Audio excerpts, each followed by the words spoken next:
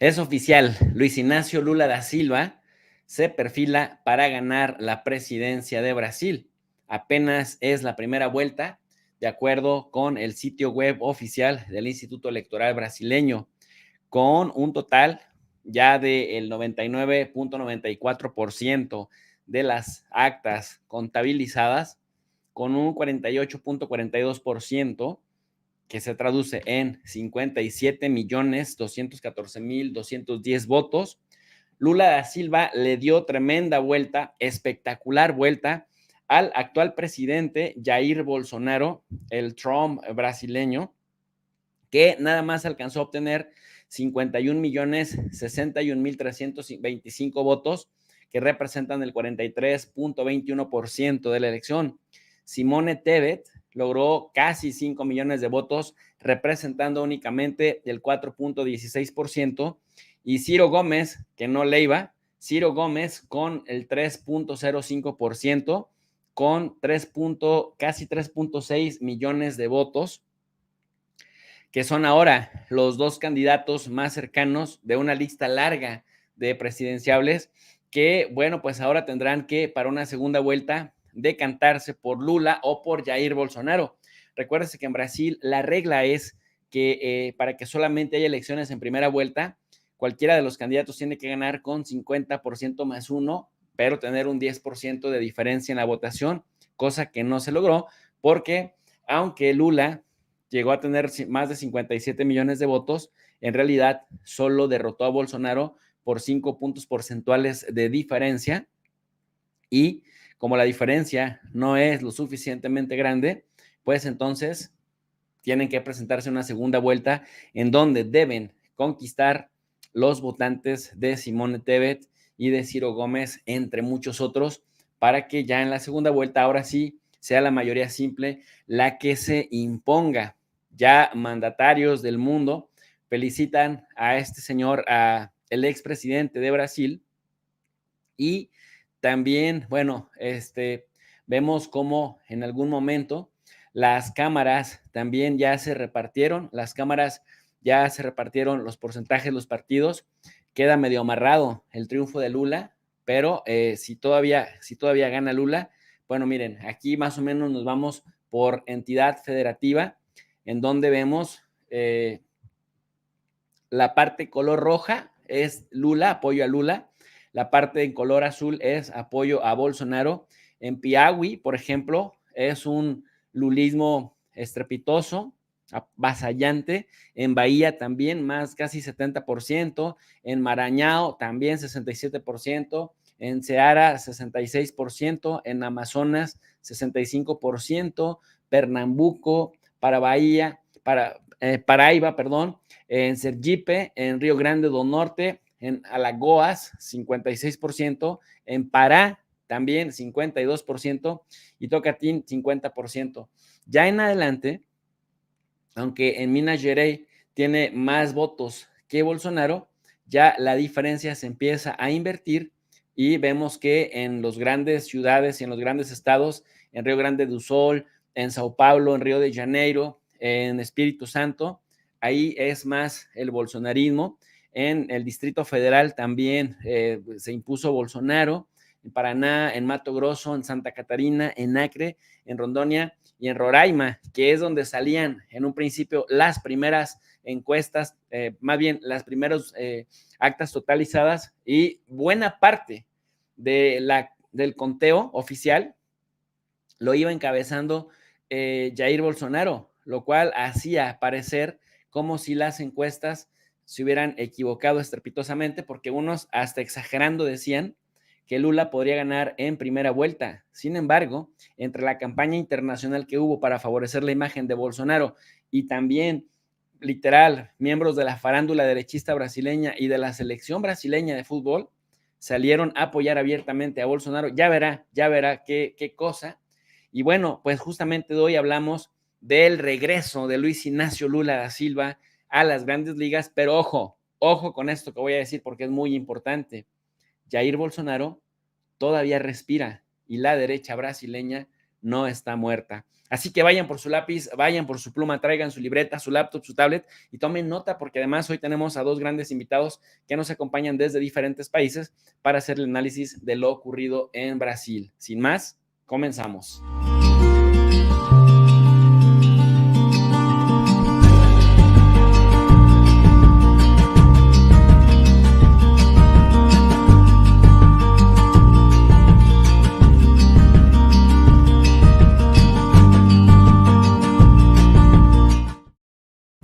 Bueno, pues sirva esta introducción para darle la bienvenida a Hugo Godoy, que nos acompaña desde Ecuador, analista político de Sorprendente Films, y también al doctor Manuel Méndez Alonso, que nos acompaña desde Europa.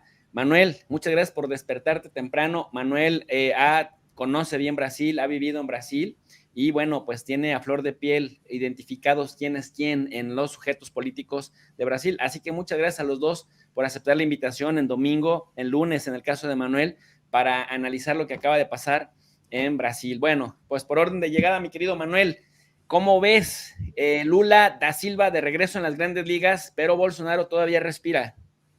Pues bueno, de entrada primero saludar a todas las personas que nos están escuchando y viendo. Y bueno, un gusto poder compartir con Hugo, ¿no? La verdad, lo he escuchado contigo, he seguido su trabajo, ¿no? Y la verdad que me siento es un honor poder compartir con él, ¿no? Y poder conocerlo en vivo, ¿no?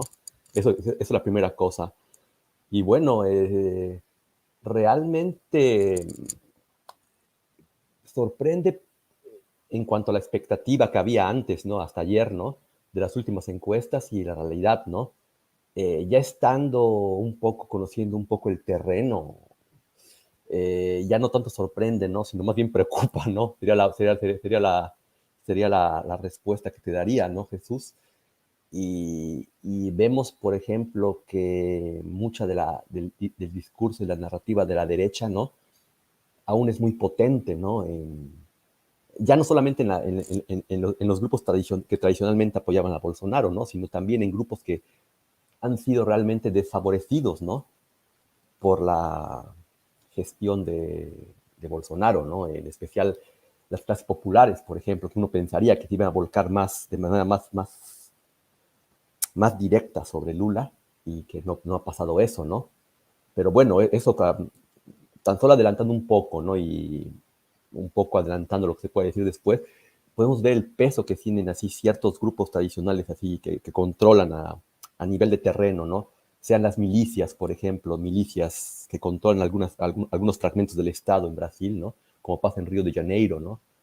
O el control, por ejemplo, de las iglesias evangélicas, que es muy fuerte en Brasil y que controla gran parte de la base y gran parte de las conciencias de la gente, para lograr este resultado que a mí me parece que no es tanto así, no podemos todavía cantar victoria respecto a lo de Lula, ¿no? Porque realmente si se considera cómo ha sido la gestión de Bolsonaro en esos 4 años y que haya tenido este resultado, realmente se puede no llamar una victoria, ¿no? Pero sí realmente es algo que sorprende, ¿no?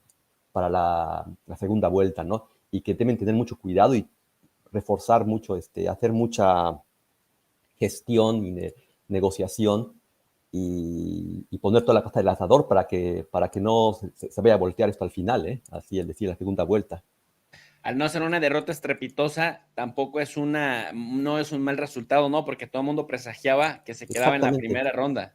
exactamente. Y mira, aquí hay que tomar en cuenta el peso que tienen estos actores. Por ejemplo, en Brasil, por ejemplo, hablamos de por ejemplo, yo te diría no solamente el caso de los grupos de poder establecidos de por sí, no de derecha, pero también el grupo que también es un grupo de poder, sobre todo en Brasil, que es más evidente, ¿no? De las iglesias evangélicas, que generalmente muy de derecha, casi todas muy de derecha y muy volcadas a Bolsonaro y muy vinculadas a Bolsonaro, y aparte muy enemigas de todo lo que representa el PT y Lula, ¿no? Y bueno, todo lo que puede oler a socialismo, comunismo, ¿no? Aparte, ¿no? Entonces esos grupos de poder son me parecen así más significativos porque son grupos de poder que están controlando a nivel bajo, ¿no? Las conciencias de muchas personas del pueblo y que al final del día votan se volcan por Bolsonaro, ¿no? Y otro grupo también que he olvidado, también que es muy importante, que está totalmente volcado con Bolsonaro, todo lo que son las fuerzas de seguridad, ¿no? Ejército y policía, que también es un grupo muy significativo y que hay que tomar en cuenta. Gracias, Bueno, querido Manuel, por esta primera intervención. Mi querido Hugo Godoy, buenas noches, bienvenido desde Quito, Ecuador, Sorprendente Films. Lula 1, Bolsonaro 0, pero Bolsonaro aún respira, mi querido Hugo. ¿Cuál es tu lectura de esta jornada? Muy buenas noches, profe, buenas noches también para Manuel. Para mí también es un gusto y un placer compartir este espacio, este momento con ustedes, de reflexión, de análisis para toda América, considerando que obviamente Brasil es el país obviamente más influyente e importante de Sudamérica y también obviamente de la región, exceptuando Canadá y Estados Unidos. La influencia y la importancia que tiene la política que se maneja en Brasil hoy en día, en el siglo XXI, incluso altera e influencia las políticas y las decisiones internacionales que se toman en foros como el BRICS, ¿no? Y desde que Bolsonaro está en el poder, obviamente también el foro de Sao Paulo se debilitó. No hemos tenido una guía, una luz, una dirección acá en el subcontinente, en Sudamérica, en temas tan fundamentales como el COVID, la crisis financiera que se ha venido después de aquello, el tema migratorio de Venezuela, todo ha sido un desastre gracias a Jair Bolsonaro. Entonces, es obviamente importantísimo que podamos tener una luz para todos planificar y organizarnos, pero ciertamente, profe, como lo dice muy bien Manuel, en las estadísticas no esperábamos este resultado. Igual que Manuel, hago un análisis de varios puntos, ¿no? Y uno para mí de los importantes, yo que he hecho trabajos electorales compartidos, es el tema electoral, el sistema electoral. No quiero meter fuego a la cizaña ni crear conspiraciones, pero yo nunca, jamás, a mí jamás me ha gustado el tema del voto electrónico. No, nunca me ha gustado, no me parece rastreable. Si ya en físico el papel, la papeleta es también fácil de manipular, digamos, los datos, lo hemos vivido en México, en Ecuador, en Colombia, etcétera. Imagínense con el voto electrónico, ¿no? Que ya se sabe, por ejemplo, en Estados Unidos que eso se manipula, sí en Estados Unidos. Entonces, a mí me afecta mucho el tema de la máquina electoral, ¿no? Bolsonaro mismo mantuvo esas posturas, esa retórica durante toda la campaña de que no confiaba, no creía. Pero yo creo en esta estrategia de ahí viene el lobo, ¿no? La del ladrón. En Sudamérica tenemos un dicho, ¿no? De que el ladrón, después de robar, empieza a gritar en la calle, ahí va, cójanlo, cójanlo. Mientras el ladrón se va tranquilo y feliz, cualquier otro personaje es confundido, ¿no? En la trifulca, en el movimiento. Es en primer lugar. Y de ahí en segundo, yo creo que sí estamos con 43 ya, 99% de los números. Tuvimos una tarde muy difícil. No quería ver los datos, pero me empezaron a escribir de aquí, de gente de Sudamérica y Centroamérica, y me pasaban a ver datos y me moría de ira, me sorprendía, ¿no? Es algo que no tenía en mi cabeza, ¿no? Pero ciertamente este trabajo de las elecciones son interesantes, las campañas proselitistas, con el profe lo hablamos el viernes. Bolsonaro recibió mucha ayuda y apoyo del éxito de la campaña de Meloni en Italia, copió estos últimos 8 o 9 días el discurso de Meloni, es el mismo discurso de Orbán y de otros que están ganando en Europa. Entonces, ya teniendo datos de una retórica que funciona, que le llega al pueblo, ¿no? Antiabortista, conservacionista, familiar, y Brasil es el país con como dijo bien Manuel, una de las naciones con un número mayoritario de evangélicos, protestantes o cristianos.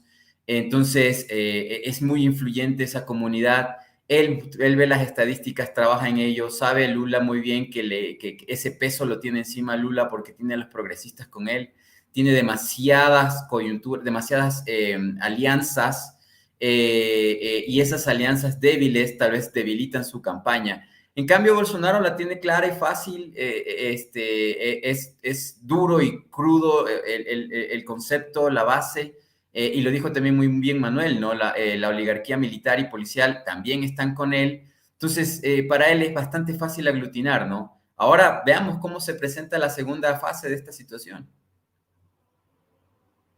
Gracias, mi querido Hugo. Manuel, los poderes fácticos, hablando de esto que acertadamente señala también Hugo, los poderes fácticos en Brasil, bueno, pues también se ven representados en el poder legislativo. Si bien es cierto que Bolsonaro fue derrotado por una diferencia de 5%, como lo vimos ahorita en la pantalla, en el poder legislativo Lula se la va a tener muy complicada. O sea, va a llegar un gobierno dividido en caso de que Lula sea. ¿Qué representa esto para la sociedad brasileña? Pues mira, representa que está bien dividida, ¿no? Y de hecho se puede notar incluso, ¿no? Geográficamente la configuración de la división que existe, ¿no? Y lo puedes notar, ¿no? Todo el nordeste, parte del norte, y volcado con Lula, y por mucho, ¿no? Exceptuando Minas Gerais, ¿no? Que es sudeste, ¿no? Que es sudeste, bueno, centro-sur, y todo lo que es el sur, por ejemplo, sur, centro y sudeste, que aglutina a Espíritu Santo, a Sao Paulo y a Río de Janeiro, ¿no? Pues más volcados con Bolsonaro, ¿no? Entonces, tal vez una división que existe. Y es dado precisamente por esas coyunturas que tú comentas, que tanto Hugo correctamente comentó como tú, Jesús, ¿no? Estos poderes fácticos y una sociedad, al menos en gran parte de Brasil, una sociedad que tiene más al conservadurismo. También eso hay que tomarlo en cuenta, ¿no? Es una sociedad cristiana, más conservadora, ¿no?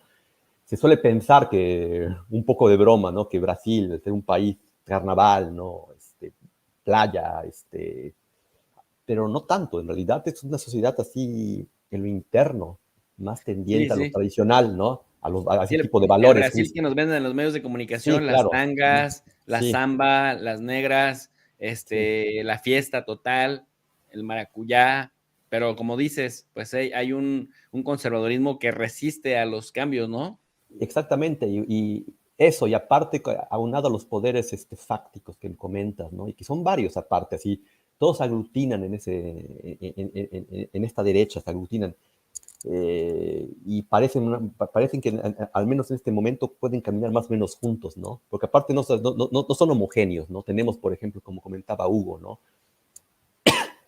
Los poderes, la policía y el ejército, que podría ser el, el fundamento más fuerte, ¿no? De Bolsonaro, al el ser militar, ¿no? Otro gran fundamento que tiene, me parece, en mi opinión, son las iglesias evangélicas, ¿no? Y todos estos pastores evangélicos, muy de derecha casi todos, ¿no? Y muy reaccionarios, de hecho, ¿no? Que también es un gran apoyo. Y ya un apoyo tal vez menos claro, ¿no? El apoyo de toda la oligarquía y la burguesía, ¿no? Que me parece que ahí está un poco dividida, ¿no? Me parece que el apoyo más claro es que le dan ellos, ven, por la burguesía, viene de la parte del todo, los agroindustriales, ¿no?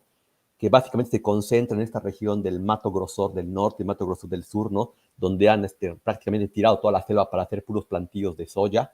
Así está lleno, así eso, bueno, han quemado el Amazonas para eso, ¿no? Entonces, han estado quemando de manera al menos permitida todo el Amazonas, tirado bosque para hacer más agroindustria, ¿no? Y otro tipo de industriales, por ejemplo, que igual no están tan, me parece que están tan, que pueden ser un fluctuante el apoyo, ¿no? Y si me permite, Hugo, un minutito para explicar este punto, ¿no? Y le paso la palabra a él, porque me gustaría detenerme un punto en esto, ¿no? Por ejemplo, yo estaba comentando antes de entrar al aire contigo, Jesús, ¿no? ¿A qué tipo de industrial le convenía que el real, por ejemplo, se haya devaluado, ¿no? Por ejemplo, que es uno de los efectos más claros con Bolsonaro, ¿no? El real frente al dólar estaba, cuando yo llegué a Brasil, que viví en Brasil, estaba un dólar era más o menos casi 3 reales, ¿no? 2.9, ¿no?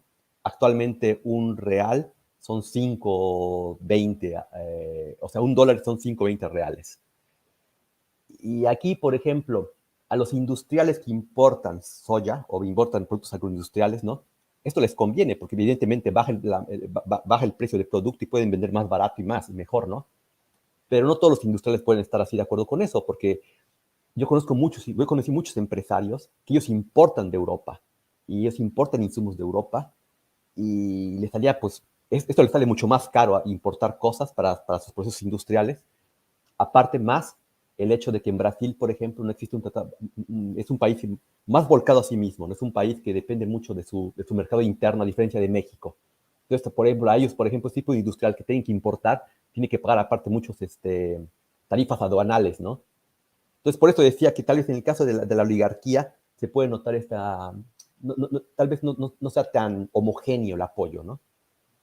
Y ya le paso la palabra a Hugo. Gracias, mi querido Manuel. Hugo, decíamos con Manuel, y también lo habías comentado un repasito de esto.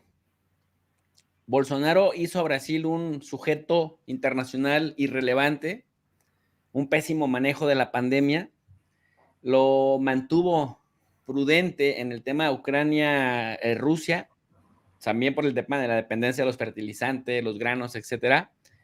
Y aún así hay una derecha que vamos a ver más adelante, internacional, que se organiza para mostrarle todo su apoyo. ¿Crees que haya influido en la no derrota estrepitosa de Bolsonaro? En parte sí, pero también dos cosas súper importantes que me parece chévere rescatar de Manuel. Hay que entender a Brasil desde su cosmovisión, ¿no?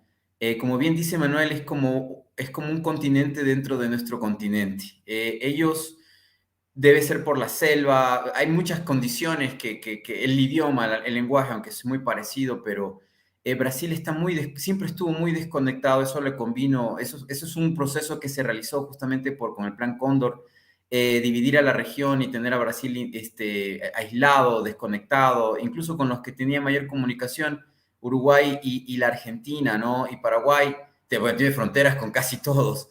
Pero la relación bilateral siempre ha sido bastante compleja, bastante difícil. Creo que la derecha, en eso sí se juntan, se unen los papeles porque la derecha en Colombia, la derecha en Argentina, la derecha en Chile, la derecha en Ecuador utiliza la misma retórica, el mismo discurso. De hecho, ahora que recibe los datos Bolsonaro con agrado, él menciona y dice, bueno, sigamos luchando porque no queremos ser Venezuela, etcétera, ¿no? Entonces es como que el discurso o sea, la frase que tiene éxito la siguen utilizando. No, yo tengo que ganar porque no vamos a ser Venezuela, ¿no? Pero el contexto es que también hay que decir, como bien lo han mencionado respecto al norte, al sur y al oeste, o sea, al occidente brasilero, hay una gran cantidad de ignorancia. La educación fue pésima durante mucho tiempo. Los brasileros del interior no conocen dónde están, qué existen, no saben, le dices tú de Colombia o Ecuador, no saben absolutamente nada. Lo poco que saben y conocen es de los medios de comunicación que son los que generalizan el discurso dentro de Brasil, y esos medios de comunicación obviamente son de derecha, ¿no? No solamente Globo, sino una red de otros medios. Y algo muy interesante que también dice Manuel y que también es rescatable, yo que trabajo en comunicación, es que Brasil es de esos países, de los pocos países en el mundo donde la derecha religiosa, casi, Manuel, te debo decir, es una herramienta de la derecha, la religiosidad cristiana, casi en un 99%. Si hay alguna excepción en la Iglesia Católica como el mariateísmo o tal vez alguna corriente filosófica de izquierda, eso es una cosa extraña y diversa, ¿no? Pero no es la norma. A lo que iba es, Brasil es de los pocos países de la región donde tienen unas redes de medios de comunicación, de radio, los evangélicos, los pastores, en las distintas denominaciones, impresionante, y es una industria multimillonaria que tiene obviamente un poder no solamente de inversión con una campaña cuando quieren hacer opinar a la gente, sino que también en esta campaña electoral he visto que líderes o los dirigentes de los pastores o de la dirigencia de las cúpulas de todas estas religiones evangélicas hablaban a boca abierta diciendo que ellos podían direccionar el voto y hacer que su ciudad, o sea, que sus feligreses actuaran de manera programática. O sea, ellos están tan convencidos de que en los púlpitos, en los sermones o en las misas o en las como se llamen, en sus reuniones que tengan cada sábado o domingo, ellos pueden decirle a su público como líderes religiosos, hagan esto y la gente lo hace. Y estamos hablando de millones de personas. Y Jair Bolsonaro no solamente que lo toma como coyuntura de colaboración. Jair Bolsonaro es evangélico. Jair Bolsonaro es practicante de esto. Jair Bolsonaro ganó las elecciones anteriores a través de aquello, ¿no? Pese a que es divorciado, pese a que hay información de corrupción de sus hijos, que también son políticos, hay negocios ahí con respecto al tema de las armas, etcétera, pero como el público no tiene acceso a esa información, el público solamente dice, es cristiano, es padre, es fuerte, es patriota, porque, ojo, usa el discurso patriótico, con eso lo golpea mucho a Bolsonaro, a Lula. Entonces hay muchas cosas que obviamente en el análisis yo debo decir que Lula la tiene en contra, pero hay cosas que también hay que decir que también las tiene a favor. Y la de la mayor favor es Simone. Si no existiera Simone Tebet, Lula hubiese ganado. Muy bien, mi querido Hugo, gracias. Miren, ahora les invito a que vayamos a ver algunas de las manifestaciones de apoyo de la derecha internacional más recalcitrante en favor de Bolsonaro, y a todos les estuvo agradeciendo, y me imagino que con eso también suma más adeptos para que la gente vea, sus votantes vean, miren, estos que fueron o serán líderes me apoyan. Vamos a escuchar al J. Trump. To the people of Brazil, you have a great opportunity to re-elect a fantastic leader, a fantastic man, one of the great presidents of any country in the world. Les invito a votar por una persona fascinante, un presidente grandioso, que lo reelijan, uno de los mejores presidentes en cualquier país de la tierra. Bien exagerado Trump, ¿no? Superlativo siempre. President Bolsonaro, he's done a absolutely incredible job with your economy, with your country. He's respected by everybody all throughout the world. Dice además que ha hecho un gran trabajo, dice un fantástico trabajo, que tiene la economía excelente y que es respetado alrededor del mundo. So I strongly endorse President Bolsonaro. He will be your leader for hopefully a long time. Quiero mostrar mi apoyo total, mi respaldo a Jair Bolsonaro, y espero que sea el presidente por pues mucho tiempo más. He has taken your country to great heights, and again, your country is now respected because of him all over the world. So go out and vote for Bolsonaro. Les repito que su país es respetado gracias a Bolsonaro, así que espero que salgan a votar de sus casas por Bolsonaro. Y Bolsonaro le responde, ¿no? Muchas gracias, mi querido amigo Trump. Gracias por su apoyo al pueblo de Brasil y a nuestra determinación de luchar por los intereses de Brasil. Hoy somos respetados en todo el mundo y contamos con el apoyo de naciones libres y prósperas, y no de las dictaduras, no más dictaduras socialistas como en el pasado. También otro que aparece para mostrarle su apoyo es este señor, decía yo, una ex estrella, luego uno que ya fue, ¿no? Donald Trump, otro que está haciendo y otro que fue aspirante. Vamos a ver al que fue aspirante de estrella. Agradecer al gobierno de Brasil y su presidente Bolsonaro por el apoyo que han mantenido con nuestros migrantes y refugiados, que han sido acogidos en su territorio, y por su apoyo a la misión de derechos humanos de la ONU. Sé que los brasileños tienen en pocos días la oportunidad de votar en unas elecciones libres y justas, que es la razón que inspira nuestra lucha en Venezuela. Esperamos que Brasil continúe siendo aliado de la democracia y no de una dictadura. También Bolsonaro le responde que los venezolanos que acompañaron pues esta elección y que presentaron esta elección de Brasil, que le están pidiendo a Dios que el Brasil siga siendo un refugio de esperanza también para los venezolanos y para que puedan también sacar a las dictaduras que los masacra. Otro personaje también, uno de Argentina, Javier Milei, que parece una verdadera caricatura, el Trump argentino, dice lo siguiente. Este domingo 2 de octubre, Brasil pone en juego su libertad. Es por eso que apoyo fuertemente a Jair Bolsonaro contra la izquierda radical. ¡Viva la libertad, carajo! Otro que también dice viva la libertad, carajo, muy a su estilo, muy a su manera, es Víctor Orbán, el que decíamos aparece como el más coherente dentro de Europa. Hace rato platicaba con mi esposa Sonia y decíamos, imagínate tú para que en este momento Víctor Orbán aparezca como uno, lo malo que son los demás gobernantes en Europa, para que sea Orbán ahorita considerado uno de los más coherentes y uno de los menos vergonzosos. Bueno, pues este también apoya abiertamente a Jair Bolsonaro y le dice lo siguiente. Kedves brazil barátaim, önök fontos választásra készülnek. Én több mint 30 éve szolgálom a hazámat itt Európában. Sok vezetővel találkoztam, de nagyon kevés olyan kiemelkedő vezetőt láttam, mint az önök elnöke. He servido por tantos años en Europa, he conocido muchos gobernantes, pero vi muy pocos líderes tan excepcionales como su presidente, el presidente Bolsonaro. Bolsonaro elnök úr. Örülök, hogy együtt dolgozhattam vele. Nagy megtiszteltetés volt megfigyelni és megtanulni, ahogyan csökkentette az adókat. Estoy muy feliz de haberle conocido, de haber aprendido de él.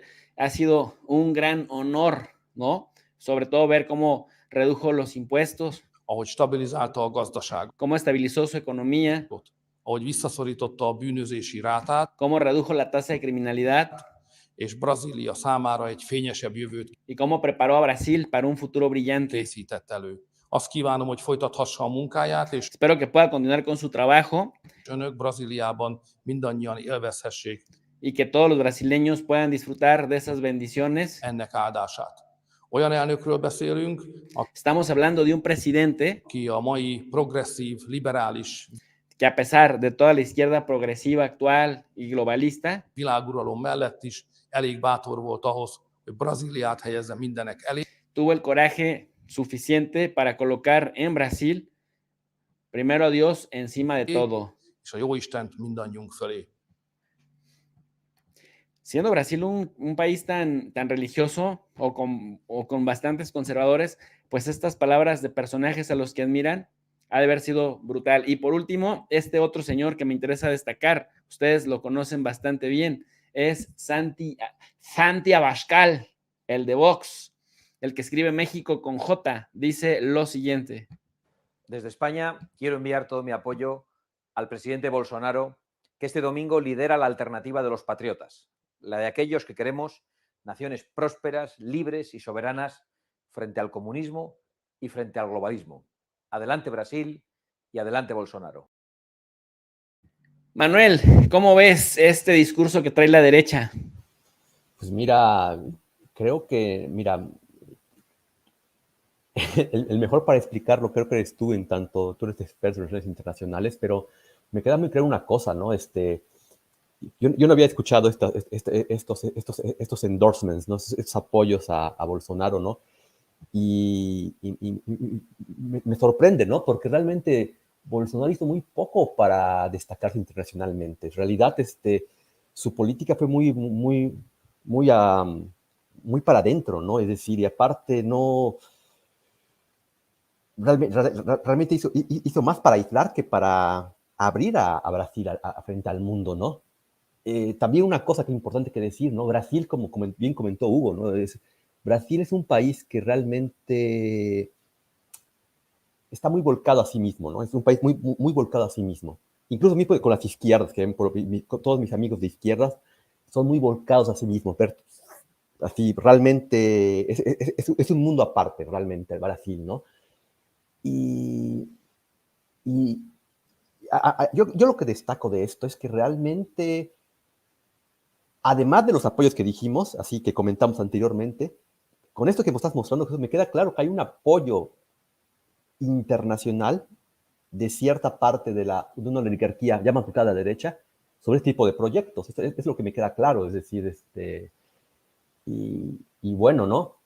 Vamos a ver hasta cuánto alcanza, ¿no? Esto, ¿no? Esperemos que no alcance para que la tendencia siga como parece que está siguiendo ahora, ¿no? Pero sí, vemos bien que existe un alineamiento, ¿no?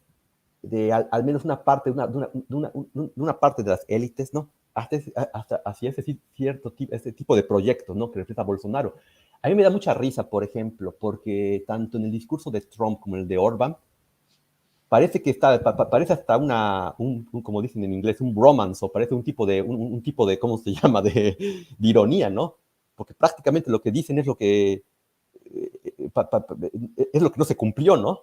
por ejemplo, el manejo de la pandemia en Brasil fue malísimo, ¿no? Pero malísimo, ¿no? Cambiaron a cada rato no sé cómo le digan allá, pero bueno, lo que sería en México el secretario de Salud, cada 3 meses lo cambiaban, ¿no? Hasta que Bolsonaro se hartó de los doctores que le decían la verdad de la pandemia y puso militares, ¿no? Eso fue un hecho, ¿no? Segundo, el manejo de la economía, ¿no? Esto yo lo puedo hablar porque aparte yo lo viví, ¿no? Yo cuando llegué, el dólar frente al real era $1 eran 3 reales. Yo cuando me fui era $1 5 reales, ¿no? Una caída terrible de la economía, ¿no? El desempleo, ¿no? La inseguridad, ¿no? Bueno, la inseguridad que viene del desempleo, ¿no?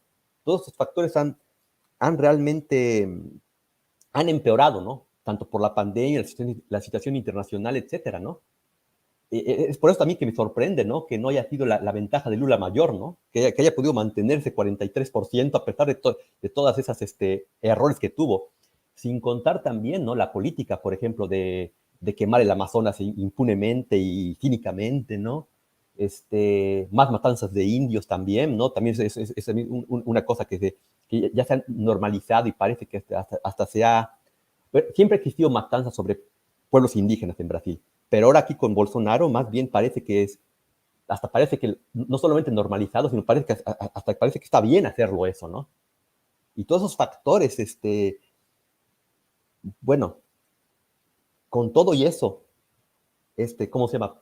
Pudo mantener una base dura, ¿no? De votantes bastante grande, que incluso le pueden así mantener la mitad del país con él. Gracias, Manuel. Hugo, ¿la derecha más pintoresca es la que apoyó a Bolsonaro ahora que lo vimos? ¿O hay algunos otros bolsonaristas de closet?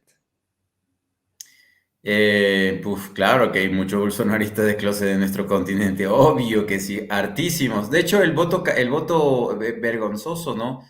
En las encuestas estábamos esperando, yo sabía que estaba subiendo en encuestas Bolsonaro, me preocupaba aquello estos últimos 15 días, pero ha habido un voto incluso vergonzoso de lo que dice Manuel.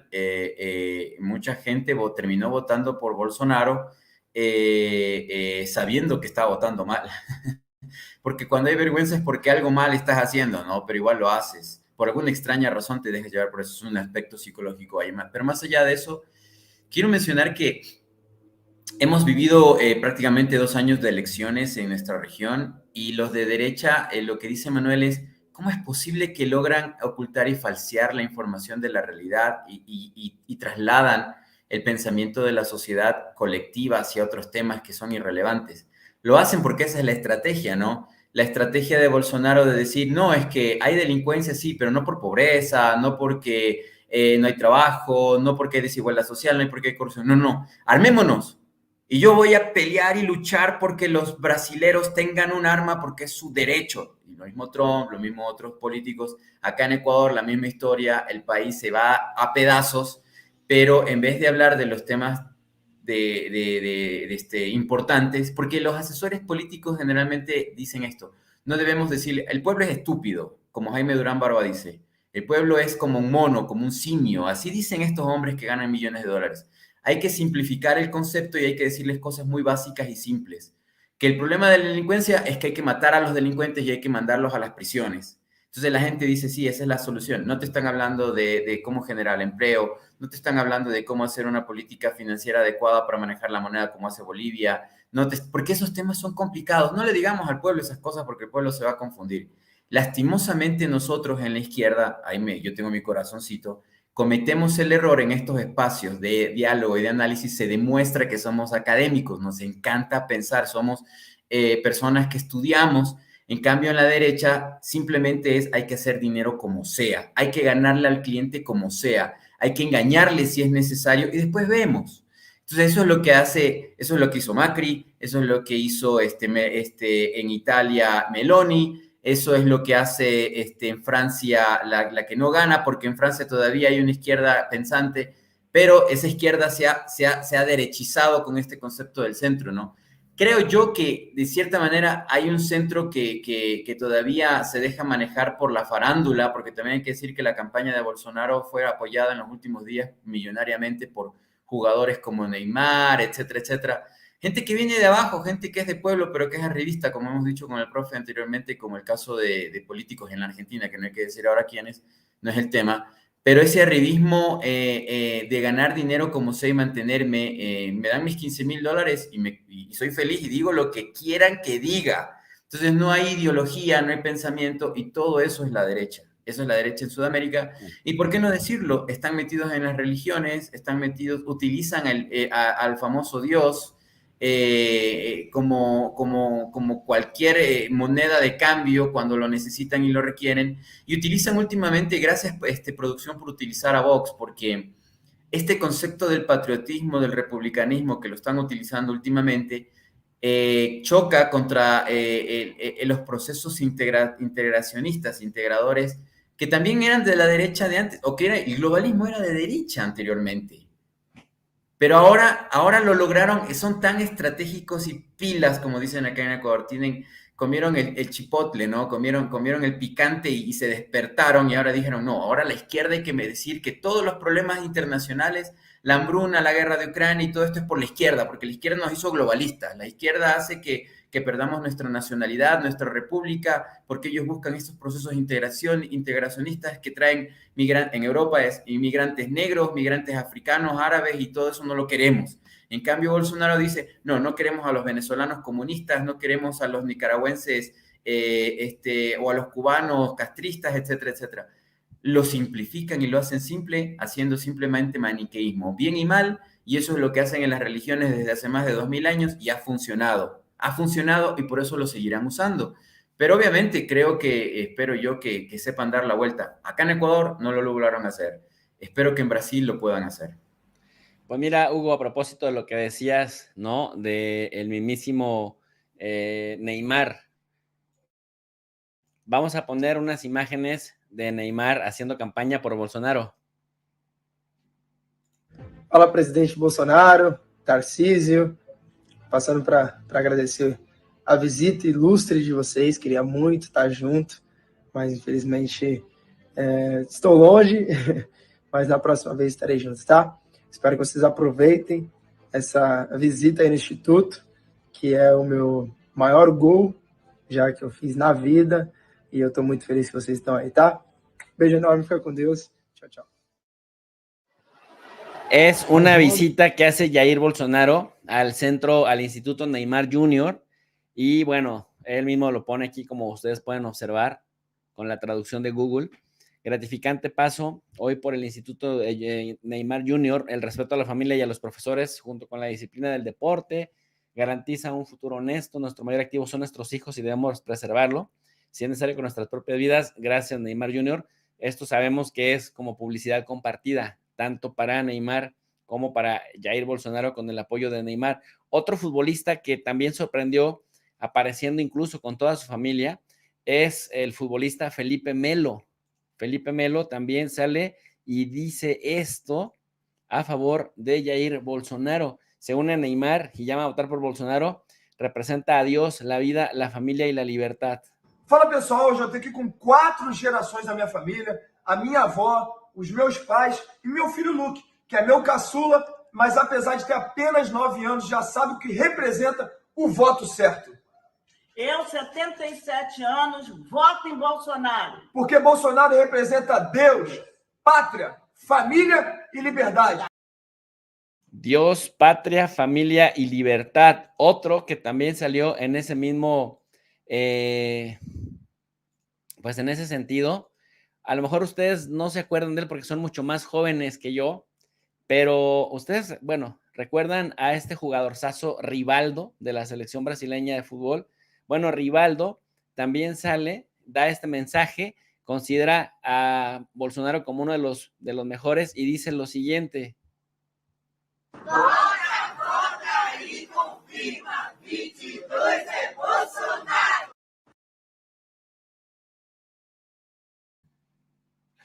Sale a pedir el voto por Bolsonaro. Otro miembro de la farándula es este niño, bueno, no sé si es niño, muchacho, hombre, tiktokero, Hezbollah, que es bueno, es muy famoso en TikTok y en Instagram. Es muy gracioso, siempre sale boxeando, ¿no? En la UFC y todo. También Crypto Hezbollah o Hasbula pone en su Twitter: buena suerte a mi amigo el presidente Jair Bolsonaro mañana. Vamos, Brasil. Es su cuenta oficial, la cuenta oficial de 156,000 seguidores. Y Bolsonaro le responde: gracias, mi pequeño amigo Hezbollah o Hasbula. Espero verte en Brasil muy pronto. Y el otro le dice: por supuesto, para celebrar juntos.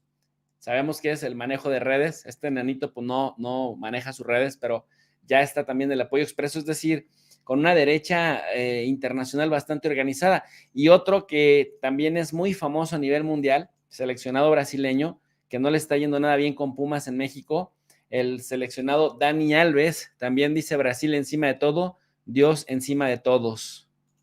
Que você coloque sua camisa, que você sinta-se orgulho de ser brasileiro, sinta-se orgulho das cores que representamos.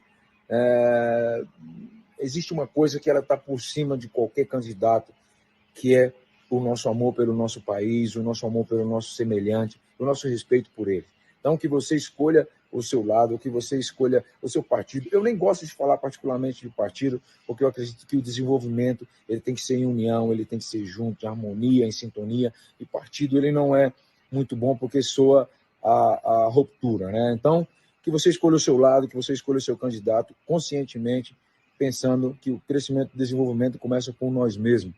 Então, um slogan que eu adoro, que eu sou apaixonado, mas não por ele ser escolhido por lado político, mas é Brasil acima de tudo e Deus acima de todos. Que você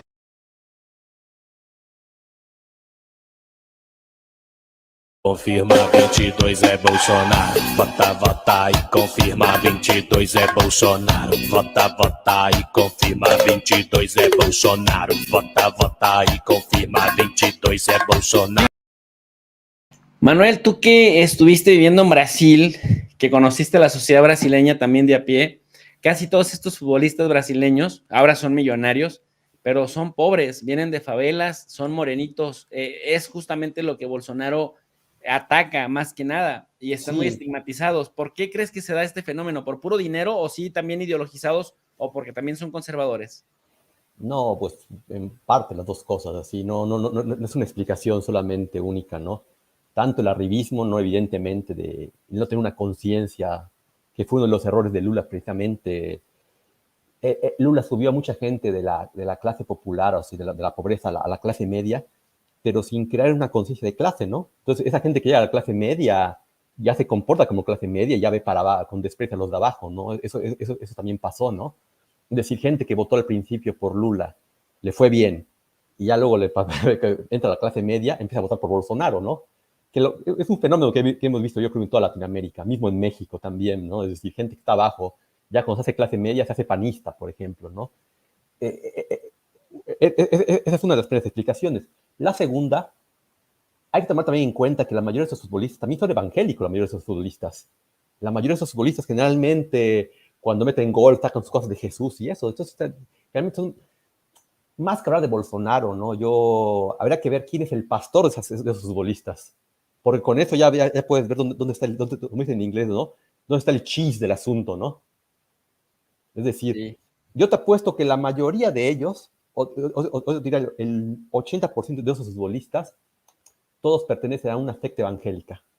Pero mira, sin saberlo, ¿no? Yo te lo aseguro acá, ¿no? Porque es prácticamente seguro. Y por consiguiente, seguramente esta secta evangélica, ¿no? Es uno de los, como dije anteriormente, uno de los pilares de Bolsonaro. Aquí la cuestión, y bueno, para que no dar un toque tan negativo a esto que estamos hablando, ¿no? Porque también parece que todos estamos hablando más del perdedor que del vencedor, ¿no? Y eso también me parece un poco que hay que hablar un poco de Lula, ¿no? Y mira... Lo que pasa es que él es el presidente, mi querido Manuel. Era un referendo sobre la gestión de Bolsonaro, más que de la gestión de Lula. Sí, pero deja solamente comentar un punto, ¿no? Ya luego le paso la palabra a Hugo, ¿no? No, la cuestión que quiero comentar acá, solamente para introducir la cuestión, es que con todo este apoyo, ¿no?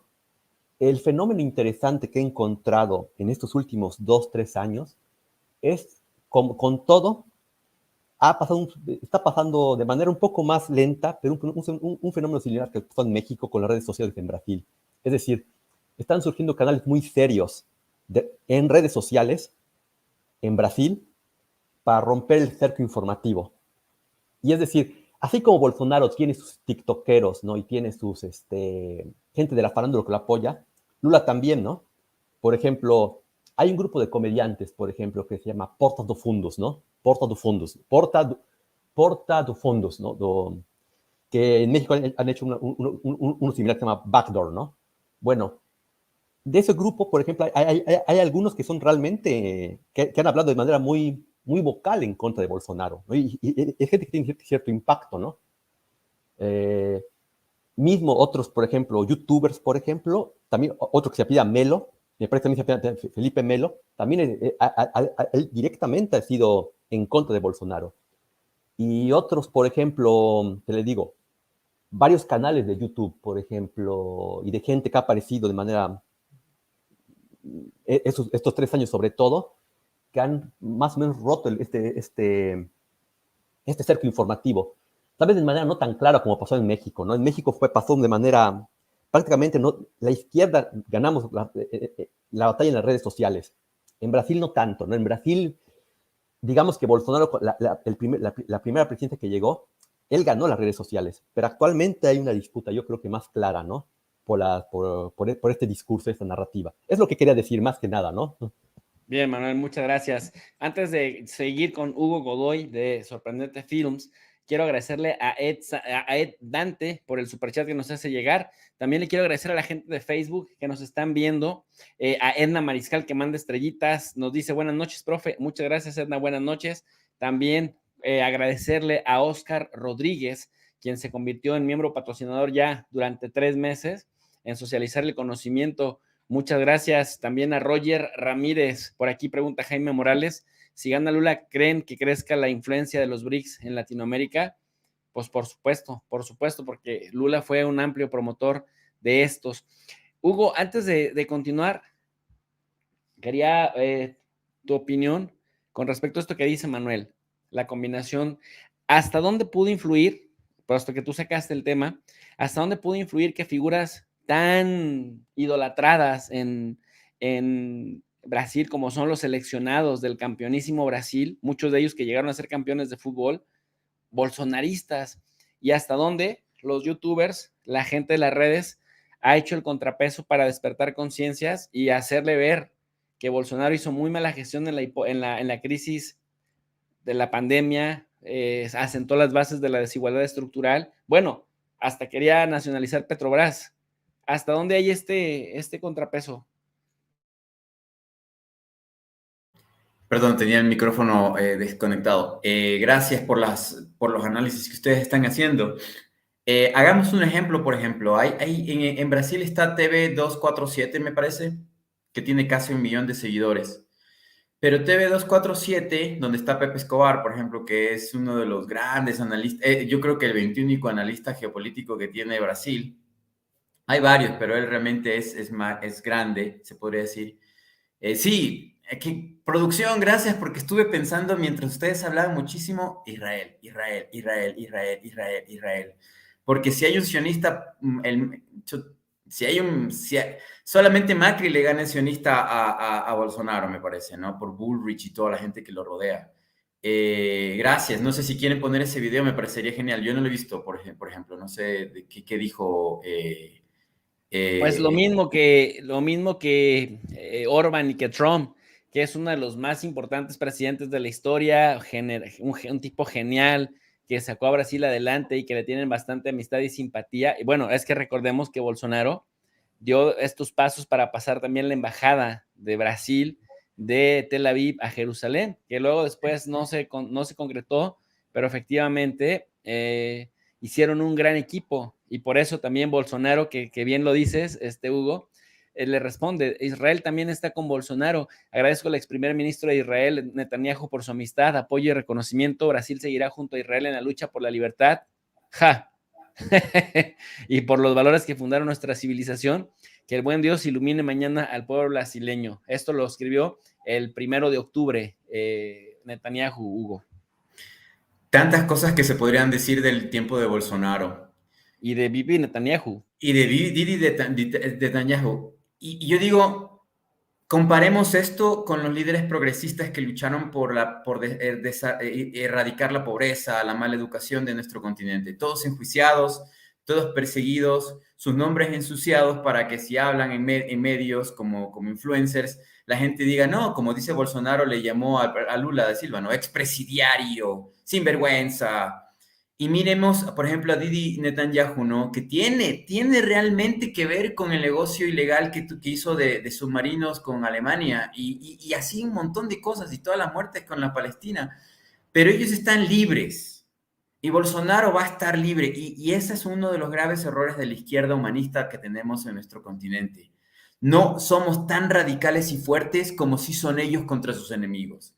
Y eso lo dijo Rafael Correa, tenía un programa que se llamaba Hablando con Correa, me parece, en RT, y vi una entrevista que le hizo a Lula, y Lula le dijo, sí, yo cometí el error de no ver la magnitud del poder de estos enemigos, ¿no? De los medios de comunicación de derecha, de los jueces, del sistema judicial, de los banqueros de Sao Paulo. No lo vi, no creí que fueran tan beligerantes y que me podrían destruir. Pues lo destruyeron. Y le dice a Rafael, le dice, bueno, cuando yo llegue, si es que vuelvo a llegar porque voy a intentarlo, ya no sé, voy a luchar contra ellos como debería ser. Pero miren, campaña electoral y nuevamente lo superan de beligerancia, de odio. Ellos no tienen miedo de destruir a Brasil con tal de ganar. En cambio, no, ellos están pensando, no, es que si metemos mucho odio, vamos a inyectar odio en la sociedad brasilera y eso no está bien. Hay que hacer una campaña que no tenemos que hacer lo mismo que ellos, ¿no? Y en esa retórica siempre caemos y siempre caemos y siempre caemos. Esa retórica de que tenemos que hacer lo correcto, pero el enemigo hace lo negativo y salimos perdiendo por eso, ¿no? Ejemplo, Rusia, Ucrania, ¿no? Que Rusia no mete toda la garra porque son hermanos de la misma nacionalidad. Entonces, para mencionar el tema de la semiótica que usted menciona, profe, pero por favor, pero clarísimo, utilizan la camiseta. ¿Qué es lo que más ama el pueblo brasileño después de Dios, de Jesucristo? ¿Qué más aman ellos después de eso? ¿Cuál es su segunda gran religión para los brasileños? ¿Qué es más poderoso? ¿El fútbol? Exactamente. Entonces ellos están vendiendo un producto porque contratan. Esa es otra cosa que también es interesante. Lula no tiene el equipo de comunicación, ni el dinero, ni los recursos para tener a todos los monstruos que tiene en cambio Bolsonaro. Ahí sí hay un montón de dinero y de poder luchando en la campaña. ¿Cuántos millones de dólares? No lo puedo decir, pero no lo puedo afirmar. Pero sí, acá en Ecuador, más o menos, para ganar la presidencial en un país demasiado más pequeño, con casi la población de Río y de Sao Paulo es la población de Ecuador, solo esas dos ciudades. Entonces, gastó como 30 millones de dólares con un equipo internacional, Lazo. Imagínense cuánto dinero está involucrado en la campaña de Bolsonaro. Entonces meten al fútbol, meten a la religión, meten después el nacionalismo, porque los brasileros también son nacionalistas. Dentro de nuestra región, los brasileros son muy, muy, muy nacionalistas y chauvinistas. Entonces, meten esas tres cosas y por último meten la cuarta, que es la familia. Y una cosa interesante que yo no sé si en Brasil es autorizable o no, pero que yo sepa, es prohibido. A nosotros se nos restringe por los consejos nacionales electorales de casi todos los países utilizar a niños, a la niñez, a criaturas. Pero yo veo que los influencers, como en cambio a ellos no se los puede restringir, ellos sí utilizan, ¿no? Por ahí meten la semiótica. Meten al futbolista que habla con su familia, con el anciano, meten a todos los grupos sociales, meten a la tercera edad, meten a la clase, al hombre adulto de entre 25 a 45 años, meten a los de 55 a 60 y meten a una niñez, meten a un niño ahí, y eso es prohibido.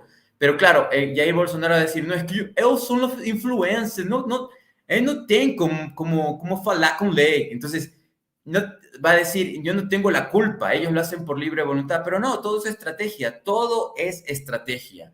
En cambio, yo cuando le decía al equipo de Correa, cuando estaban en la última campaña con Lazo, me decían, no, es que eso no se puede hacer, no, es que eso no, pero él lo está haciendo. Y perdieron. Entonces, yo creo que tienen que reajustar las tuercas, ahorita utilizando lo de Manuel, de que solo estamos hablando de la victoria del que sale segundo, pero sí es una victoria para él, porque hace un mes y medio yo ni siquiera lo tenía en la segunda vuelta. Ni siquiera había segunda vuelta.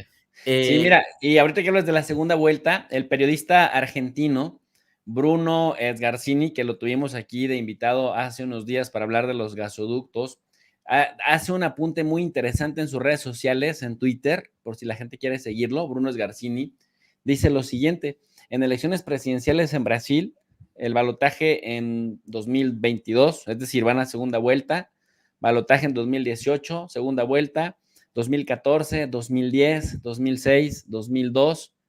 En primera vuelta se decidió en el 98 y en el 94, y en el 89 también se fueron a segunda vuelta, y remata en 33 años. Fíjate qué interesante lo que dice el periodista argentino. En 33 años, solo 2 veces un presidente ganó en primera vuelta. Ese fue Fernando Enrique Cardoso. Fernando Enrique Cardoso, que también fue teórico de la teoría de la dependencia, y que pues era un tipo que también tenía bastante punch, ¿no? Y que fue partícipe también de la llegada de la democracia a Brasil. Saludos a Roger Ramírez. Gracias, Roger Ramírez, que nos manda estrellitas a través de Facebook. Saludo a las más de 3,000 personas que ya nos están acompañando. Muchas gracias por desvelarse con nosotros en pleno domingo. Mi querido Manuel, decías tú, pero ¿por qué estamos hablando del perdedor? Y yo te contestaba, pues porque finalmente era refrendar su papel como presidente, pero por otro lado, pues también ya teníamos a Lula, que fue presidente 2 veces, 2 periodos. También Lula tuvo su apoyo, y quienes apoyan a Lula, generalmente el mismo presidente de México, Andrés Manuel López Obrador, que traicionó uno de sus propios principios, le ganó el corazoncito.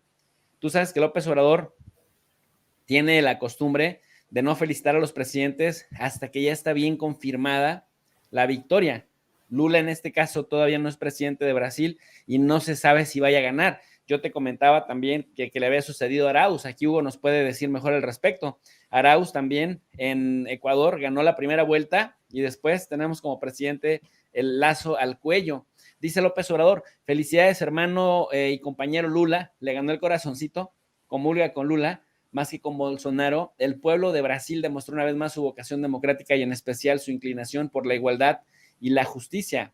Digo que López Obrador traicionó su propia filosofía, porque este mensaje debió haberlo hecho hasta el 30 de octubre, que va la segunda vuelta, o aclarar tu victoria en la primera vuelta, ¿no? Correa, expresidente de Ecuador, al que Hugo conoce bastante bien, también puso un letrero gigante que ustedes pueden ver en la pantalla, y en este letrero gigante dice: Lula, presidente. Evo Morales, expresidente de Bolivia, al que le tocó gobernar junto con Correa, fueron presidentes contemporáneos, dice también: saludamos la victoria del hermano Lula oficial en la elección presidencial de Brasil y felicitamos al pueblo brasileño por participar pacíficamente en una fiesta democrática. Confiamos en que Brasil retomará el rumbo de la tolerancia con una agenda en beneficio de los más pobres. Al respecto, el recién izquierdista en Colombia, llegado a la presidencia, Gustavo Petro, también saluda la victoria en primera vuelta de Lula y dice: felicito a Lula por su victoria en primera vuelta, felicito al pueblo brasileño por su enorme participación electoral.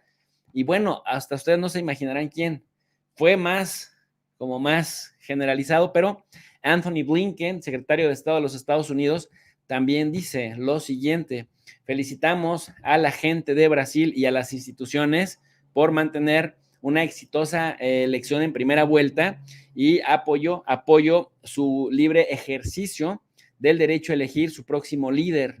Compartimos la confianza con Brasil de que la segunda vuelta también será conducida con el mismo espíritu de paz y de responsabilidad cívica. ¿Cómo la ven? ¿Cómo la ves, mi querido Manuel? Pues nada, me parece que no sé qué tanto ayude esto de López Obrador a Lula, ¿no? Pero bueno, creo que también vio que tenía que hacerlo, ¿no? En tanto todo este tipo de caballada de la derecha frente a Bolsonaro, me parece que igual puede ser un poco de eso, ¿no? Igual son mensajes ciertamente de apoyo, pero tampoco... Ah, perdón.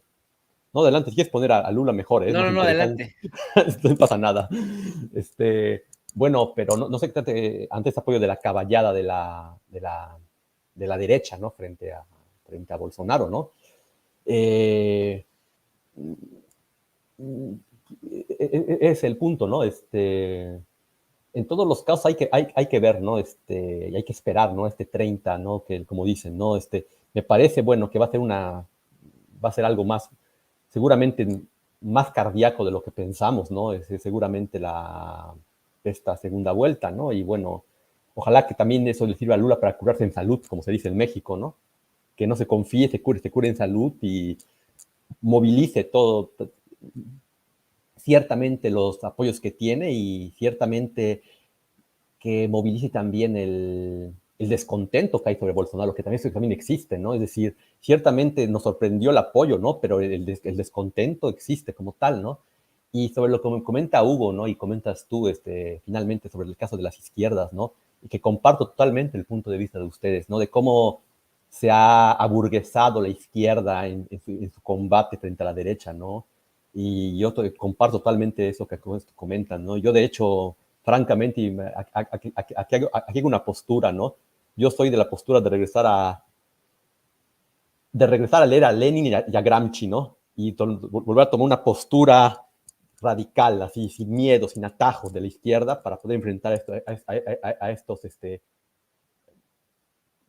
gargantúas de la derecha que están apareciendo ahora, ¿no? Es decir, muchos de los problemas que tenemos actualmente en la izquierda, desde la caída del muro de Berlín, es que hemos intentado jugar con los juegos de la derecha, ¿no? Y eso no va a funcionar, ¿no? No está funcionando.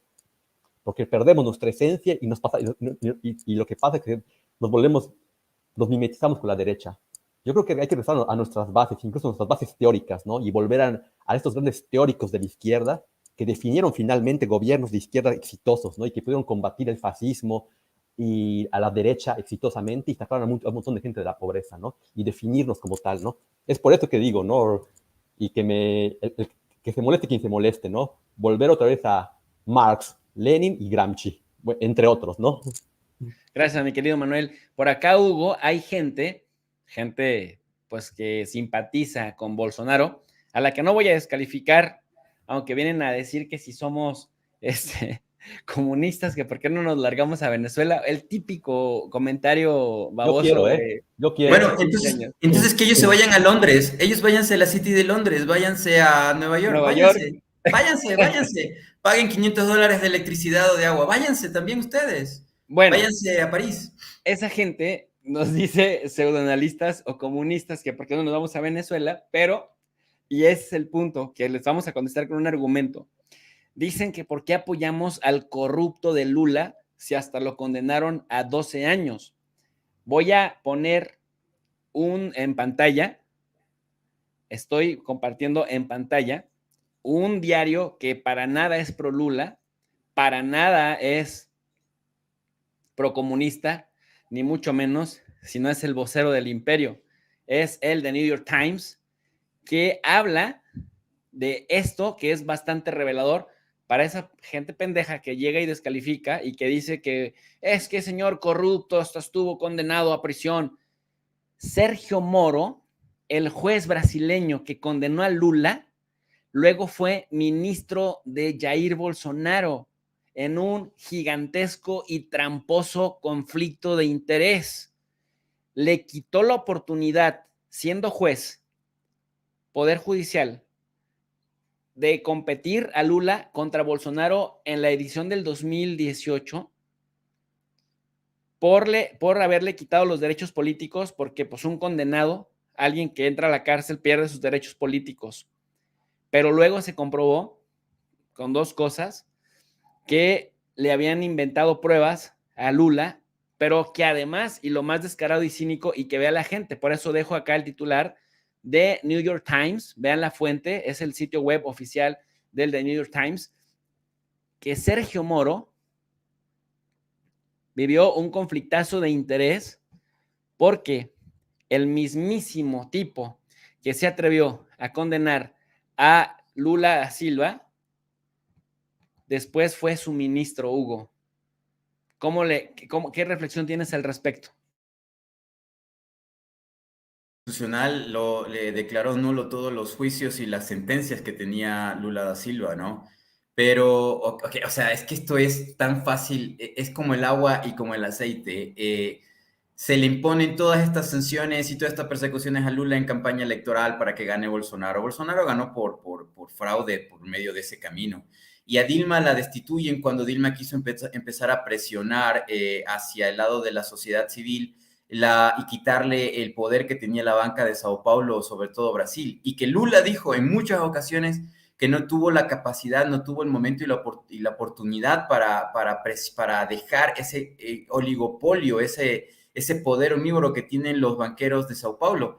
Y cuando Dilma quiso cambiar las normativas, las leyes y favorecer la banca social, la banca comunitaria, etcétera, la destituyen y compran a alguien, le compran a precio de gallina regalada al que era su vicepresidente, Temer, que fue el Lenin Moreno previo. O sea, nosotros teníamos que haber visto en Ecuador aquello, no lo vimos. Y viene Temer, que fue el traidor de Dilma, y viene ese golpe de Estado donde se reparten a Brasilia, y pueden verlo en todos los documentos que quieran las personas que crean que Lula es culpable. Tienen 100.000 documentos y fojas, vean los juicios si quieren también. No solamente hablen por lo que escuchan en algún programa de farándula o en Fox Sports o qué sé yo. Investiguen, averigüen, sobre todo los brasileros que se creen tan nacionalistas, que se preocupen por su nación y que vean los juicios, vean las razones, vean cómo fue la votación, las horas en las que se decide en el Senado brasilero en Brasilia cómo destituirla a Dilma y cómo se van haciendo negocios con dinero y con chantaje, incluso con chantaje de llamada para decir te mueres si no votas contra Dilma. Por favor, o sea, yo trato de entender cómo piensan, ¿no? Las personas que son de derecha, los florindos, etcétera, etcétera. Yo trato de entenderlos. Me es difícil, así como también me es difícil entender física, quizás. Pero al fin y al cabo creo que las verdades están allí, no tienen que creernos a nosotros, simplemente empiecen a leer, empiecen a investigar. Descárguense libros de internet, es fácil. Y averigüen, descárguense los juicios, son libres, son de acceso público los juicios contra Lula, háganlo. Ciertamente dentro del Partido de los Trabajadores y de todas estas alianzas que actualmente hay cosas débiles. Eso pasa también con el Frente de Todos en la Argentina. Incluso el mismo vicepresidenciable de Lula da Silva es cuestionado por la izquierda más radical de Brasil, que por qué está él ahí, cuando él era parte de toda esta organización que dejó a Dilma caer, o que provocó la caída de Dilma. Entonces, pero claro, como se lucha para poder obtener el poder público, en este caso el Ejecutivo, es bien difícil la política, no es fácil, no es sencilla. El 89.9% de las personas que están en política están allí por negocio, porque quieren hacer plata, dinero y poder para poder hacer dinero de forma impune. Lo sé porque tengo que decirle que no a mucha gente que me sienta como clientes para decirme quiero ser alcalde de tal ciudad, quiero ser gobernador de tal lugar, podemos conseguir 1 millón, 5 millones de narcotráfico, lo que sea, y me tengo que levantar e irme. Y me dice, pero no, espérese, después arreglamos. Así funciona el 89.9%. Y el poco porcentaje de personas que luchan y que trabajan desde la calle, a veces van presos, les matan, los encarcelan, dicen en la prensa, en los medios de comunicación, que son corruptos, que son homosexuales o que son cualquier cosa para con tal de destruirlos. Esa es la realidad, público. Esa es la realidad. Perdón que lo diga. Pues muy bien, mis queridos amigos, ya es tiempo de irnos a descansar. Manuel, sé que tienes una agenda muy ocupada y te agradezco que te hayas dado el espacio. ¿Con qué cerramos? ¿Con qué reflexión cerramos de esta primera vuelta en Brasil? Pues mira, de entrada, no sé si Hugo le interesaría el próximo 30 discutir sobre esto después, ¿no? Ya cuando tengamos resultados oficiales, ¿no? De entrada, un gusto compartir con él y aprender de sus análisis, realmente son muy esclarecedores. Y yo me gustaría un poco terminar siendo un poco positivo, ¿no? Y pensando que vamos a poner que la tendencia marcada por ahora continúe y que sea Lula el presidente. Y ahí creo que podemos hablar de cosas interesantes que llegan para Latinoamérica, si se llega a dar ese caso, ¿no? Tener ya los dos polos principales de Latinoamérica con gobiernos progresistas y con personajes fuertes, podría ser algo interesante, ¿no? Y espero que si se llega a dar esa coyuntura, que México la aproveche, ¿no? ¿Por qué digo esto, no? Creo que en México no hemos sabido aprovechar esta relación con Brasil. Es decir, es poco lo que se conoce en Brasil. Yo lo digo por experiencia, yo viví ahí, ¿no? Es poco lo que se conoce en Brasil sobre México y viceversa.